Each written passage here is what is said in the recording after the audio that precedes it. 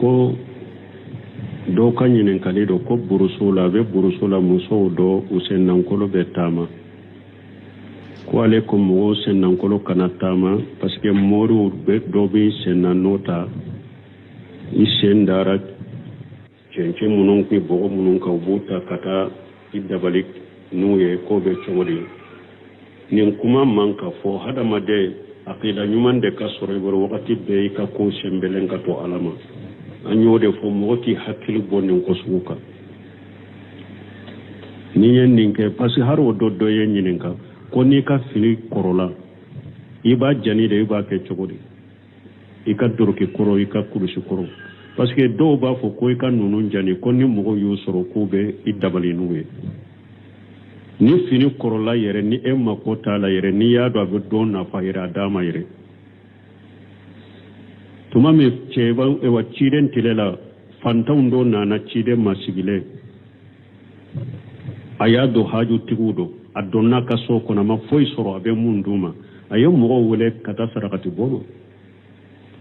tamaro be mumbolo tarata sanu be mumbola tarata worije be mumbola tarata fini korobe munumbolo tarota kanuto ni te se ka fili min do yɛrɛ i bɛ se k'a di mɔgɔ ma i fini kɔrɔlen i bɛ se k'a fili i bɛ se k'a kɛ makɔnɔ wɛrɛ min bɛ i mako i bɛ se k'i mako ɲɛna mais k'a to i ka hakili la k'a to ka don i ka hakili la nin ko sugu ni n ye n ka fini kɔrɔw fili donc u bɛ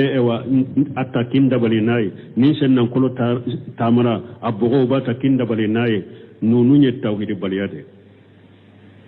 nunu ye tawhidi baliya ni aqida baliya de tawhidi tigi ibi jigida ala de ka ite sira foye ni ala te parce que ala yere ko dabali kelaw ka kibariya la o ma hum bidarina bihi min ahadi illa bi jinillah akut dabali kelaw te sega mo si torona ka dabali ni ale ma jenay dabali ki sura kana ati suro be ala kala tigede kono eki diskundil odela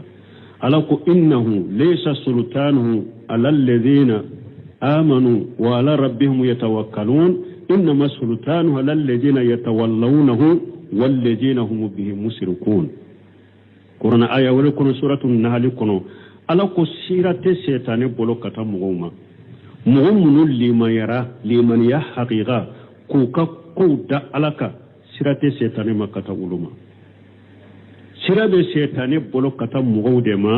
mɔgɔ minnu y'u ka ko bisi sɛtane la n'u bɛ sɛtane baaraw la ani n'u ye sɛtane fara ala kan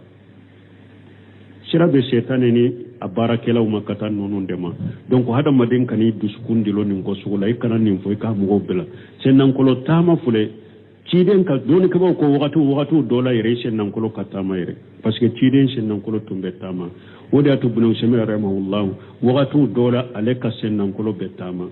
ko parce que ciden ka sen nankolo tumbe tama kele a fulana hadamaden ki yere ni fembe la dege ako do be tellement que ni samara do la degera ni sisoti doni la degera u seunte daddugo kolo ka hari doni do min ni asera uma darura nana u yetama janke nu senya bebe bogoti ibe yere ni ko do delide ka sana ki soro wala wagatu do la yere ni tile man kala ni be toro ni ngoni te yoromi tora fente yoromi isen nankolo ga tama wagatu dola yere ko ciden ka sunna do ciden ka sen nankolo tumbe tama wagatu dola wala mais ni tora di fembe yoromi tile ka kala ube ngoni be ube min bele ka chabi i toro ki degu silama sariya mana ki yere degu ibe samara do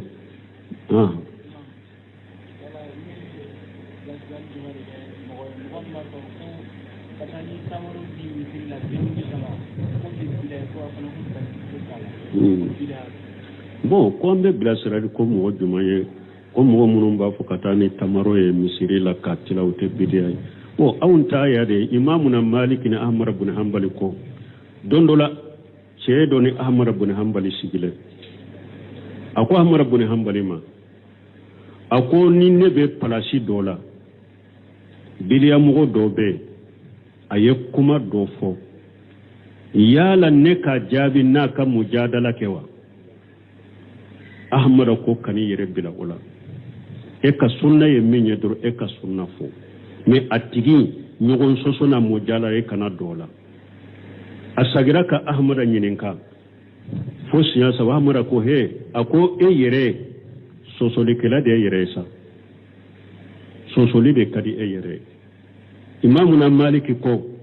ako fa akhbir bi sunnati fa in qubila wa illa faskutu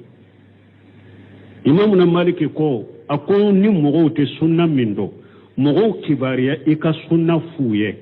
nu ye sunna mina fule no ma sunna mina idade wala anta yo ode ciden tilela don wolola unu don tumbeta ciden yere de fo abu to fo amma sabati tamaro de tumbe marina tamaro yere de tunyu ka dumuni amma sabati ko unu tamaro tumbeta ko aba tila unu nyogonche fatawa ala tariqi ibn usaymin ka fatawa dobe ko fatawa ala tariqi iya nyinen ko fatawa in kono ndella kafo nkom mo hiju kala wurbora Nigeria utare Saudia uye ibn usaymin nyinen ka doya nyinen ka ko anfe an kam misiri la lada do bamboloy ni do kam muso jigina salli welela be mikrota ube alimami rebe mikrota kam muso karasa kam muso jigina ube kutuba do kala woni tamaro ni bombo bena ubutila obe chogodi do seminu ko ni tara ambalima munumba ka jamana lanka foli la suma konne ko ibake kaminke bidaro ka dabila min yedda mana kutuba kala ube ka woro ni manto tila ko bidaro ku ka dabila ko ciden ko man ahdatha fi amrina haja mali saminu fa huwa raddu ciden ko ni mo min ko kurado ni dina kono min ta kono be sagima akunna chogodo la mani amila amala laysa alayhi amruna fa huwa raddu fatawa la tere nimba kono allajnatu da'ima li busilimiya inyinin kara minye ewa denkundiro la minye ewa iridon ani fun kutila uni nyogonche ube ewa furusirila ka iridon komi tamaro ni woron kutila nyogonche ubo chogodi uko chiden ka sunnate amma sabati ciden bolo sariyala ko tumbe nonun tila ako janko sisa do ye kogo yere kala ube kogo de tila ko nonun te sare nonun te sunna silamiya sariya manyina foiko o ma kana rabbuka nasiya silamiya sare ma nyina foiko nimbe furu bange nu ko ni woro ko ira an ka nyogo la jare dro nu ne nyuma ni kadonde ni sonjera ka nyogo la jia nyogo la jia be denkunde sakabo don kundi saga silamiya sariya dem barikada silamiya sariya ko ka don kundi saga de fama ni musulmani do saga kele ni chedo o fana nema kabbo kateme muso yere ka saga fula fa o ma wasa ka mogo wele ko do ma wasa ni sonje furu fana nimbe furu bange walima silamiya sariya ko ni furu la ibe walima de ke ni misi kadiye a sebe misi faga ikam mo wole wole mala saga de sebe saga faga ba de se ba faga dumuni gansa yere de ni seti ni go ode ewre tobe kam mo wole furula furu bangeli bete moka silama sare man nyina fenko de awunde kwambe jo cide ni sariya munune adabu munun da makko mununa ande ko kwambe jo ulula fo anyere de ka ko kuraw do na du ko nati ko do dina ko no de ba alla jakate me sariya taka o de me hadama de donc an koni bila sirel wore tambolo de an tayede anyi sunna min do minna an ko bange anya do ko min ne bidai an ko bange ummo kamina ka barake nawo ukana mina ka o tambolo bangeli de bi kan ni min nyamina fule ni min mamina faskot imam na maliki ya fo chogo me dade ka tigito wa alaykum salam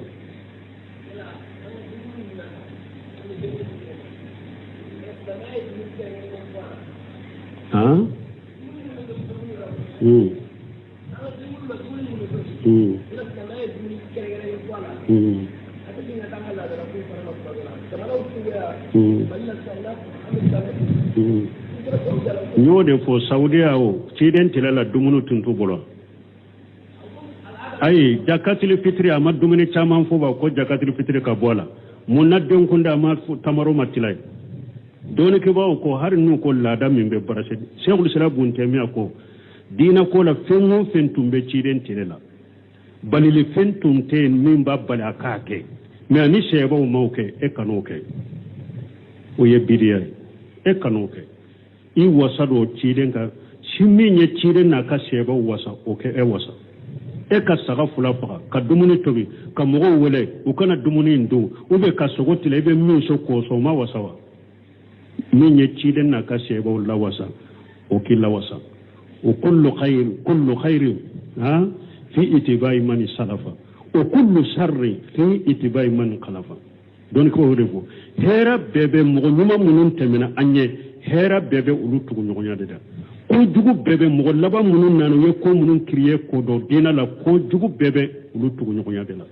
law kana khairan la sabaquna ilayhi ante hera do nyogo la jiado ka seba bo koy ni hera tunye nonu yo tomban ko kola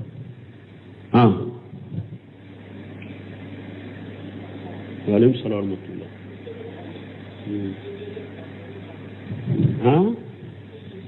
ibe saga nani faga denke fulaye saga nani de denke sabaye saga woro denke nani be saga segi faga denke kelen saga fula de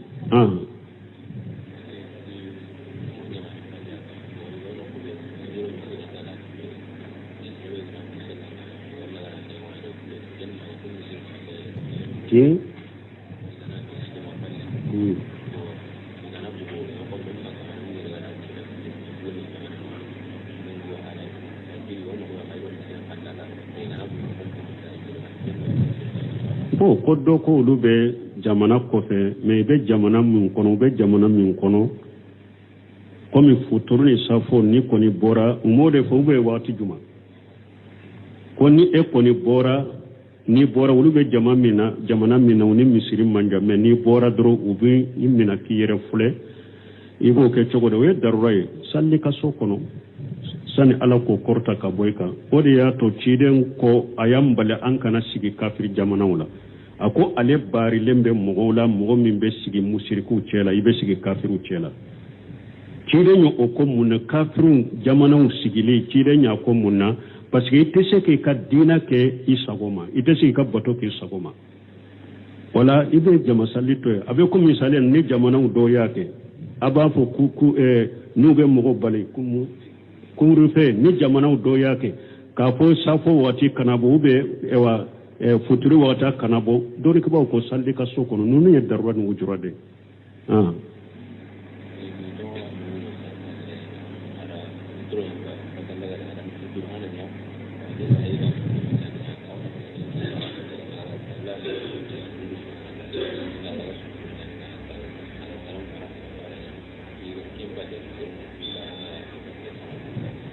bo koddo ko almami sujudi laba akara kallaba sujudi fulade kanka ka sujudi fulo ka nyana ma sujudi fulanna ke ayat tahiyat damina ko subhanallah sujudi fulanna ke o ko fe salamu ko fa yebada ke ko do bada tunta la bada bala min ko bada tunta le mamila qatawra bada bala urukunu de toy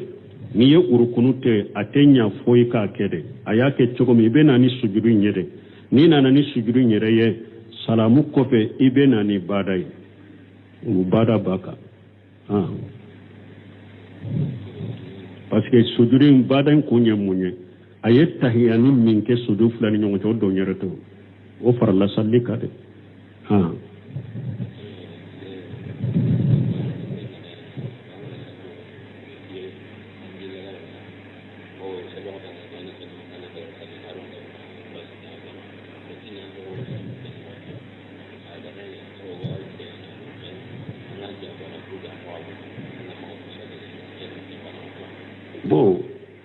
ni mogo min ni ewa finye bila bana bila ba haketon sele re ni salli wati sera ebe salli jita mi hari ni ebe salli la na ko abe bo eya amina kana bo be chogodi bos ni abana de be mogo min na silamiya sare no yakika salli wati be salli jita len ko fe fokata o salli mbappe ana kan nafilaw fengo fembe boyla sani kado sallira boyla salli kono silamiya sare jena atika salli jinya ni mogo min ya do iba mina fana ti dogo salli kono ba shi tika ni ya mina mabo fentika salli la mi hari na bora ni bana de do fentika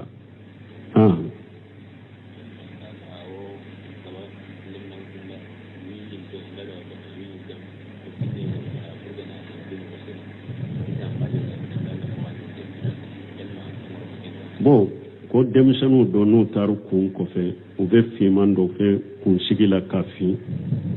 o bɛ don hadisa kɔnɔ wa a bɛ don a kɔnɔ ciden ko qayyiru haja shayyibu wa jannibu sawada tuma min abu kufahata abubakari fa fatuhu makka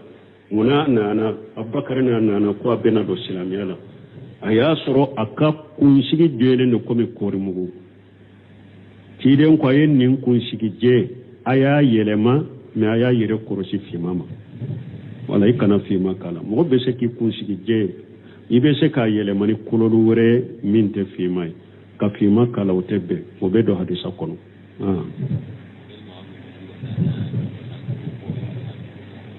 ko a bɛ bɛn cɛ ye i k'i kunkolo si digi komi muso b'a kunkolo digi cogo min wa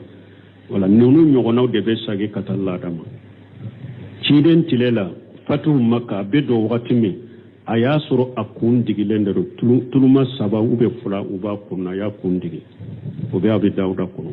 mais o y'a sɔrɔ wagati arabuw tun bɛ kunsigi mara de k'a digi komi muso b'a digi cogo min arabuw tun bɛ kunsigi mara de o wagati ciden y'a kunsigi mara k'a digi kunsigiw cogo olu n'a ɲɔgɔnna olu de bɛ sagi ka taa adamadenw balo yɔrɔ n'u ka laada ma min o yɛrɛ dɔnnikɛbaw b'a fara a kan a ka laada min ma silamɛya sariya sɔsɔ masala ni mɔgɔ min ko sisan anw ka jamana laada ye fini ka jigi hali kabakuru fara duguma de o laada bɛ mara sisan o ye silamɛya sariya sɔsɔ wala fo ninnu ka faamu diinɛ la donc kunsigi ni e bɛ dɔnnikɛbaw ko e bɛ balo jamana min na hali bi n'a y'a sɔrɔ u ka laada ye de u bɛ kunsigi mara de k'a digi i b'a mara k'a digi o tɛ muso ladege mais n'a y'a sɔrɔ i b'a jamana min na ko mali ninnu filɛ cogo min sisan kunsigi mara tɛ yen ni kunsigi cayara dɔɔni dɔrɔn i b'a di yɛrɛ k'i kunsigi mara ya k'a digi i dɔnna muso ladegera kɛlɛ fasigiw ladegeli don parce que a ka ca mɔgɔ minnu bɛ kunsigi mara k'a kɛ ko arasita u bɛ mun fasigiya baaraw de don ani minnu bɛ dɔnkili dannaw ka baara de don i ye fasigiw ladege a tɛ bɛn i k'a kɛ donc i bɛ ɲɛnamaya jamana min na n'u ka laada tɛ i kana kɛ i ka jamana laada ye min ye kunsigi ko la i b'o de kɛ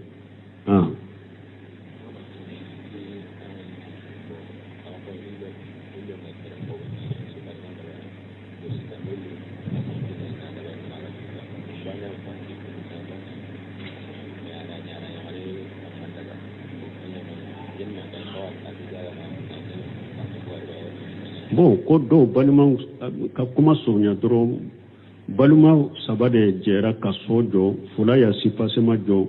dɔ in nana a dafa bon kelen fatura bon ko mun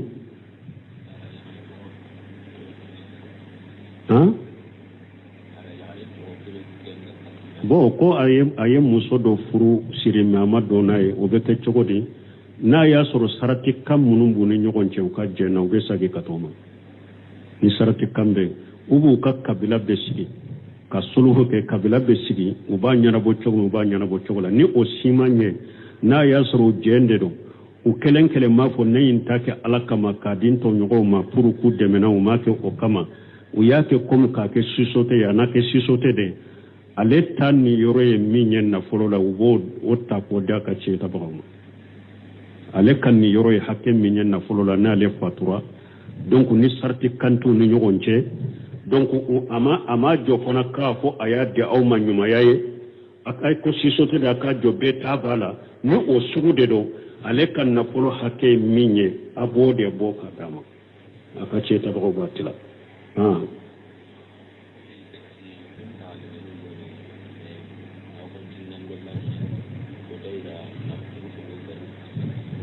mais ni yɔrɔ ka kɔrɔsi o dɔ ye ɲininkali dɔ nati privé la parce que ɲininkali ninnu nacogo ka faamu olu ko de ko mɔgɔw dɔ de farala ɲɔgɔn kan ka du dɔ jɔ k'a di famille ma u ye wariw fara ɲɔgɔn kan ka du jɔ k'a di famille ma ko nin ka kɛ famille ka nafafɛn ye ni mɔgɔ min nana i na jigin du in kɔnɔ hali ni mɔgɔ tɛ du in kɔnɔ n'u y'a bila location na wari min bɛ sɔrɔ famille de t'a dɔn nin sugu ye hɛra baara de ni min sara nin na i t'a tɛ sagi ma a ka faamu mais n'a y'a sɔrɔ aw yɛrɛ de y'a kɛ sisote ye an yɛrɛ de jɛn don sisote de don bɛɛ ta b'a la o sugu an m'a kɛ ko hɛra ko ni famille ta ka ke komi sarakati ni hera nyini ni baraji nyini ama ke ni oye sisote de do ni kelen sara wala ni yerobe bo ni nga famu mais na kera komi sundugul khaire abe kesu dila famu ye chogomi ka wari kula ka famu ka ko nyana bona ye baraji nyini ani sarakati ni sara itate sagima olade abe komi na ajera ka foraji she dugu ye sisa ube au jera ka foraji she famiye yala ni esaramba fo kan yoro ka sagima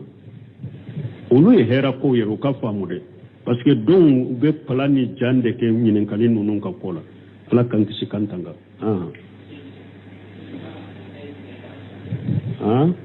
anyo fo ya sinya jolio ni koni muso furu siri fatura ka to haro don de resula nyo fo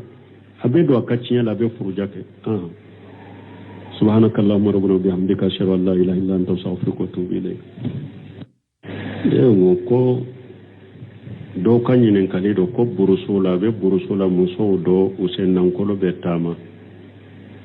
ko alaikum mo sennan kolo kanatama parce que moru be do be sennan nota isendara cence munun ki bo munun ka buta kata idabalik muye ko be chogodi nin kuma manka fo hadamade aqida nyuman de ka sore bor wakati be ka ko sembelen ka to alama anyode fo mogoti hakili bonin ko suka ni yen ninke pasi haro do yen nyininka ko ni ka fini korola iba jani de iba ke chogodi ika doroki koro ika kurushi koro parce que do ba fo ko ika nunun jani ko ni mogo yu soro ko be idabali nuwe ni fini korola yere ni emma ko tala yere ni ya do be don na fa yere adama yere tuma me cheba e wa chiden tilela fantaw do na na chide masigile ayado haju tigudo adonna ka so ko na ma foi soro abe munduma ayo mo wole kata sarakati bomo tamaro be mumbolo tarata sanu be mumbola tarata warije be mumbola tarata fini korobe munum bolo tarota kanuto ni te sega fini min do ere be se ka di mogoma ifini korle be se ka fili ibe se ka ke makono re membe imako ibe se ke imako na me ka to ika hakilila ka to ka do ika hakilila ndon ko su ni nyen ka fini koro fili donc ube ewa atakinda bali nay ni sen nan kolo tamara abogo ba takinda bali nay nunu nye tawhid baliyade nunu nye tawhidi baliyani aqida baliyade tawhidi tigi ibi jigida ala de kay te fusira foyeni ala te parce que ala yere ko dabali kelaw ka kibar yala o ma hum bidarina bihi min ahadi illa bi jinillah akod dabali kelaw te sega mo si torona ka dabali ne ale ma jenay dabali ki sura kana ati suro be ala kala tigede kono eki diskundil odela ala ko innahu laysa sultanuhu ala alladhina آمنوا وعلى ربهم يتوكلون إنما السلطان على الذين يتولونه والذين هم به مشركون قرآن آية ولكن سورة النحل كنو على كسيرة سيطان بلو كتام مغوما مغومن لما يرى لمن يحقيقا كوكا كودا علىك سيرة سيطان ما كتاولوما سيرة سيطان بلو كتام مغودما mogo munu yu ka ko bisi shetane la nu be shetane barawla anu nu ye shetane fara alaka sira be shetane ni abarakela umakata nonu ndema donc hada maden kani duskundi lo ningo sugula ikana nin fo ka mogo bela senan kolo tama fule ciden ka doni ka ko wakatu dola yere senan kolo katama yere parce que ciden senan kolo tumbe tama oda to bunu semira rahimahullah wakatu dola aleka senan kolo betama ko parce que ciden ka sunnan ko tumbe tamakele afulana hada madenki yere ni fembe la dege ako do be tellement que ni samara do la degera ni sisoti doni la degera o seunte daddugo kolo ka hari doni do minni asera uma darura nana o yetama janke no senya bebe bogoti ibe yere ni ko do delile ka sana ti so wala wagatu do la yere ni tele man kala ni be toro ni woni te yoromi tora fente yoromi isen nan kolo ka tama wakatu dola yere ko ciden ka sunna do ciden ka sen nan kolo tumbe tama wakatu dola wala mais ni tora di fembe yoromi tile ka kala ube ngoni be ube min bele ka chabi i toro ki degu silama sariya mana ki yere degu ibe samara do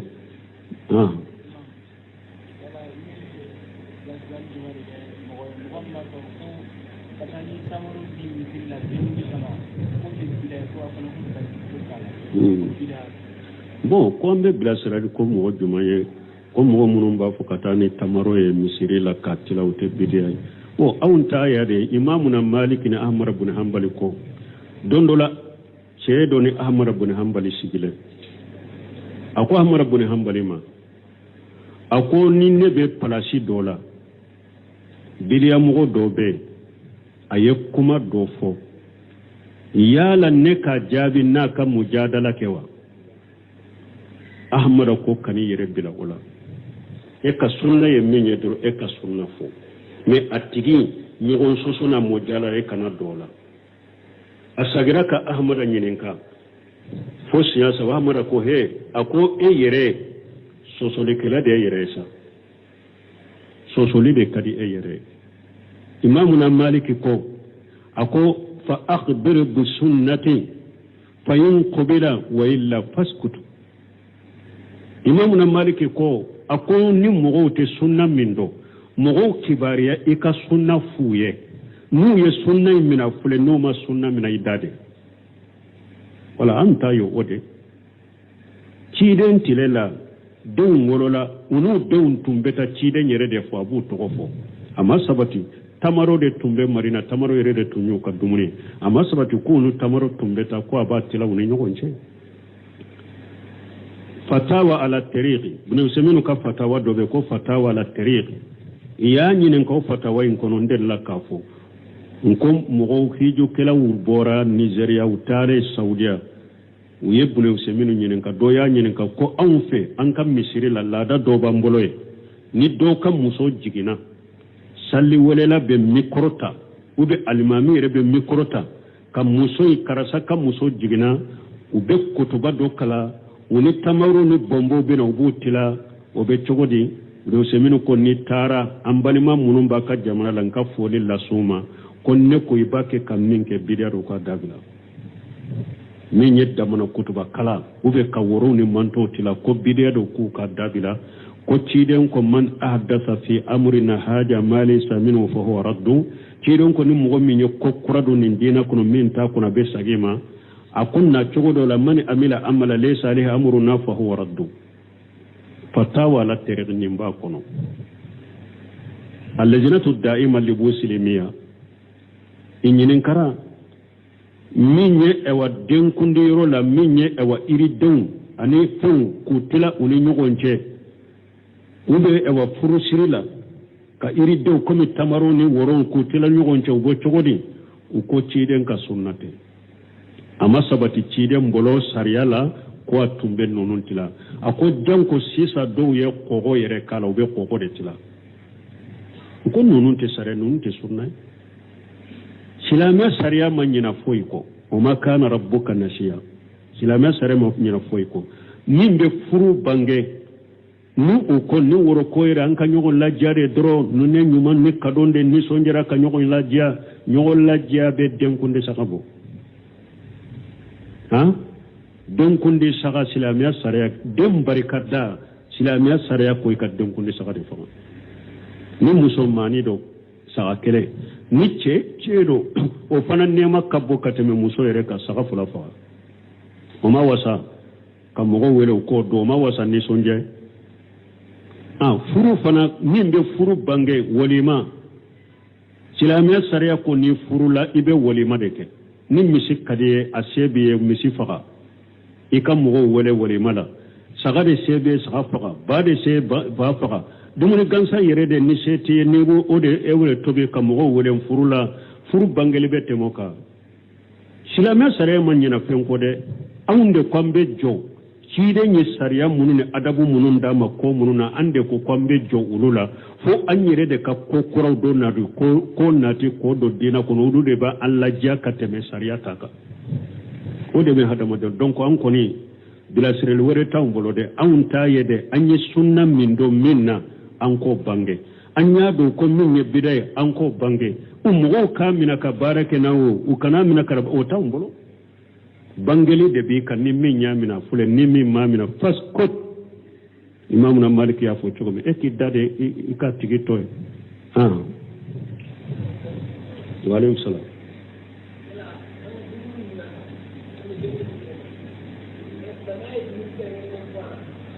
ha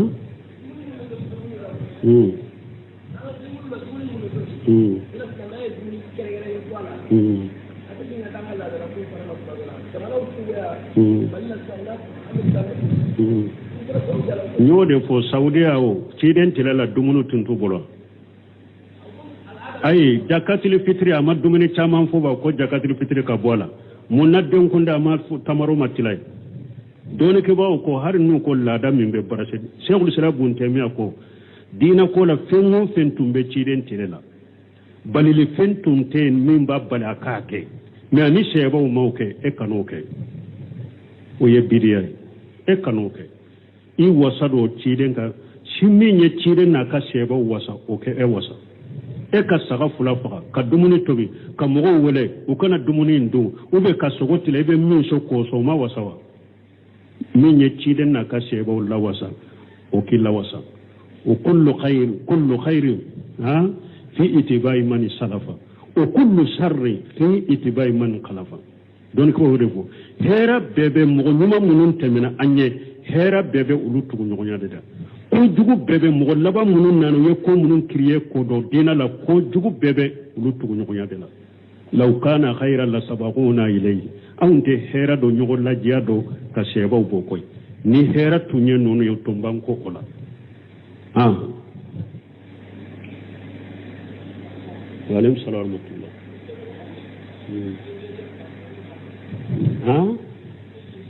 ibe saganani faga denke fulaye saganani de denke sabay saga woro denke nani be saga segi faga denke kele saga fula de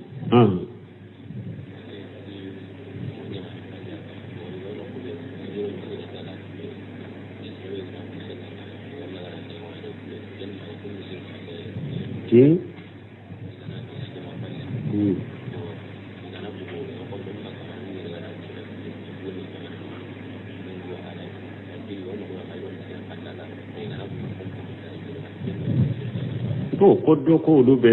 jamana ko fe me be jamana mun kono ko mi futuru ni safo ni ko ni bora umode fo be wati juma ko ni e ko ni bora wulu be jamana mina ni misiri manja me ni bora dro ubi imina ki yere fule ibo ke chogo we darurai salli ka so kono sani ala ko korta ka boyka ode ya to ciden ko ayambale an kana sigi kafir jamana wala ako ale bari lembe mogola mogo min be sigi musiriku cela ibe sigi kafiru cela ciden yo ko munna kafiru jamana sigile ciden ya ko munna parce que ite se ke ka dina ke isagoma ite se ka bato ke isagoma wala ibe jama salito abe ko misale ni jamana do yake aba fo ku nube mogo bale kumu rufe ni jamana do yake ka fo safo wati kanabo ube ewa futuru wata kanabo dori ko ko salli ka soko no nunu ya darwan wujurade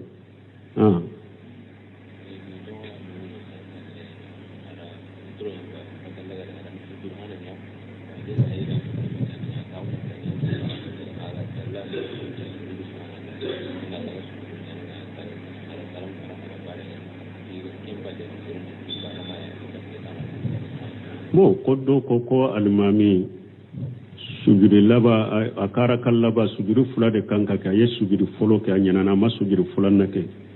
ayat tahiyat damina uko subhanallah ayat sujudi fula nake uko fe salamu ko fa ye bada ke koddo bada tunta la bada bala min ko bada tunta le mamila e qatawra bada bala ayat urukunu de toy ni ye urukunu te atenya foyi ka kede ayake chogo mi bena ni sujudu nyede ni nana ni sujudu nyere ye salamu kofe ibe na ni badai bada baka parce que sujudu badan kunya munye ayet tahiyani min ke sujudu fulani nyongo to do nyere to o farla salli kade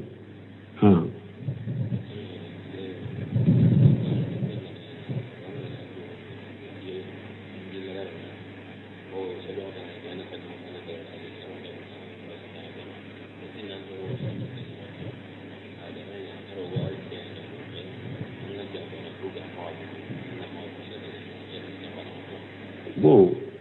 koni mogo minni ewa finye bila bana bila ba ke ton sele selure ni salli wati sera ebe salli jita mi hari ni ebe salli la na ko abe bo eya amina kana bo be chogodi bos ni abana de be mo min na silamiya sare no yakika salli wati be salli jita len ko fe fokata o salli mbappe ana kan nafilaw fengo fembe boyla borila sani kado sallira borila salli kono silamiya sare jena atika salli jitinya ni mugo min yaado iba mina fana ti dogo salli kono ba shi tika ni ya mina mabo fentika salli la mi hari na bora ni bana de do fentika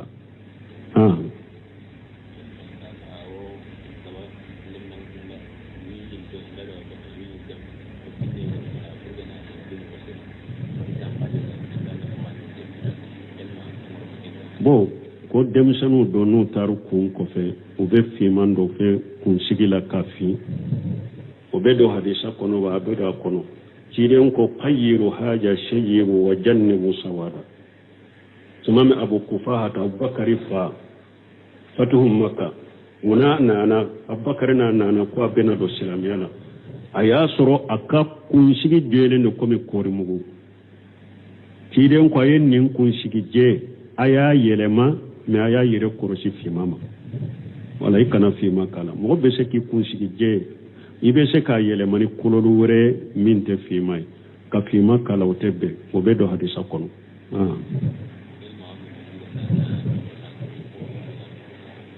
ko abebe cheye iki kun kolo si digi komi muso ba kun kolo digi chomi wa wala nunu nyogono de be sagi katalla dama ciden tilela fatu makka bedo watimi aya soro akun digi lendero tuluma saba ube fula uba kunna ya kundigi ube abi dawda kono no ya soro wakati arabu tumbe kunsigi marade ka digi komi musoba digi chogo arabu tumbe kunsigi marade o wakati ciden ya kunsigi maraka digi kunsigun chogo uluna nyogona ulu de be sage kata adama dum balo yoronu kala dama mi o yere doni ko ba faraka akalla dam mi masilami asariya soso masala ni mo min ko sisa an ka jamana la da fini ka jigi ali ka ba kuru fura duguma de wala da be marasha o ye silamiya sariya soso wala fonu nun ka famu dinala donc kun sigi ni ebe ewa don ko ebe ewa balo jamana minna har binna ya soro kala da yede ube kun sigi marade ka digi iba maraka digo te musolla dege menna ya soro iba jamana minna ko malin nunu fule chogo mi sisa kun sigi marate ni kun sigi chayara doni doro ba dire ki kun sigi maraya ka dige musiddo na musola dagira kele fasigu la degelido parce que kacca mo mun be kun sigi malaka ke ko arasta ube mu fasigiya bara udero ani mun be donkili danno ka bara dedo iye fasigu la dege atebbe ye kake donc ibe nyana maya jamana minna nu kan la date ikanake ikalla jamana la dai minye kun sigi ko lay bodete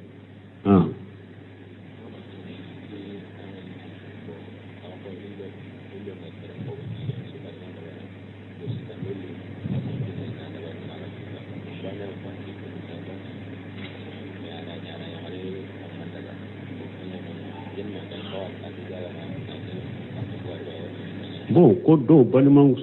ka kuma sonya doro balima sabade jera ka sojo fula ya sipasema jo do inana adafa bo kelen fatura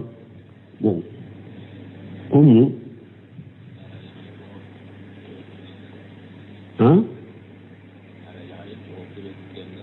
bo ko aye muso do furu sirimi amado nae obeke chogodi na ya soro sarati kam munum buni nyogon chew ka jena obe sagi katoma ni sarati kambe ubu ka kabila besigi ka suluhu ke kabila besigi uba nyana bo chogola ni o simanye na ya soro jende do u kelen mafo ne intake alakama ka dinto nyogo ma puru ku demena o make o kama u yake kom ka ke sisote ya na ke sisote de ale tan ni yoroye minyen na folola ubo otta ko daka che tabamu ale kan ni yoroye hakke minyen na folola na le fatura donc ni sarti kanto ni nyogonche donc ama jofona ka fo aya de awma nyuma yaye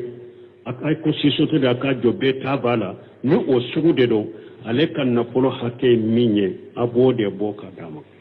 aka ce ta bago batila